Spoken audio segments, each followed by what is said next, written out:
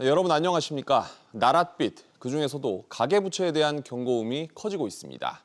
네, 보시는 것처럼 코로나 이후 주요 선진국 G20의 GDP 대비 국가 총부채 비율은 낮아지고 있는데 우리나라는 더 높아지고 있습니다.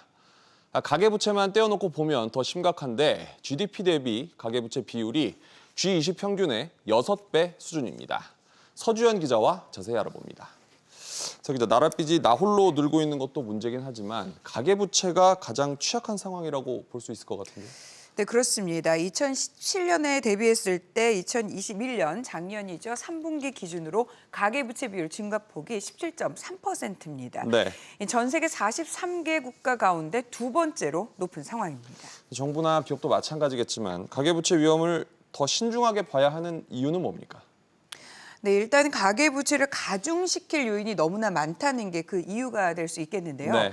물가는 4%를 넘어서 6%대 인상률 얘기가 나오고 있고 금리 인상은 이미 기정사실인데 속도까지 빨라질 전망입니다. 가계의 실질 소득 자체가 줄어서 상환 능력도 줄어들 가능성이 큽니다. 경제 장기 성장률 자체가 높지 않아서 경제의 체력이 약하다는 것도 문제가 되고 있습니다. 네.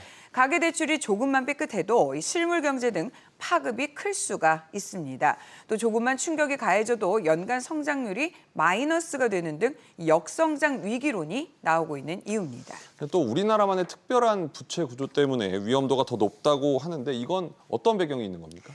네, 한마디로 한국은 가계부채 총량이 크게 과소평가됐을 수 있다라는 지적인데요. 네. 전세와 준전세를 통한 가계부채는 통계상 제대로 반영이 안 돼서 잠재적인 가계대출 위험이 추가로 존재한다는 겁니다.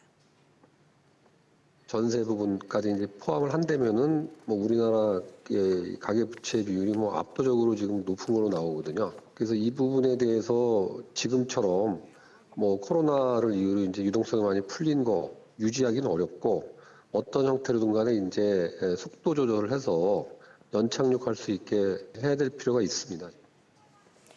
네, 2020년 기준 우리나라의 전세, 준전세 보증금 부채는 851조 원가량으로 추정이 되고 있는데요. 네. 지난해 가계부채 1,862조 원에 더하면 2021년 현재 우리나라의 가계부채 총량은 2,713조 원으로 GDP 대비 130% 수준에 육박합니다. 전세가 우리나라 고유의 제도라는 그런 배경을 감안해야겠군요. 서 기자, 잘 들었습니다.